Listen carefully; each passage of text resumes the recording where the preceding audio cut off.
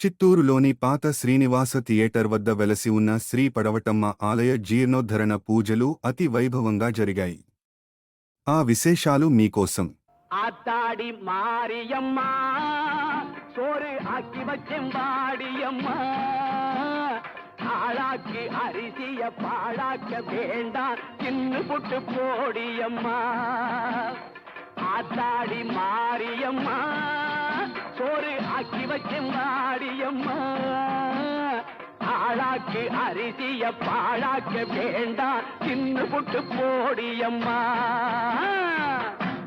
ஆத்தாடி மாரியம்மா சோறு ஆக்கி வச்செம்பாடியம்மா ஆளாக்கி அரிசிய பாழாக்க வேண்டாம் தின்னு புட்டு போடியம்மா ஆத்தாடி மாரியம்மா சோறு ஆக்கி வச்செம்பாடியம்மா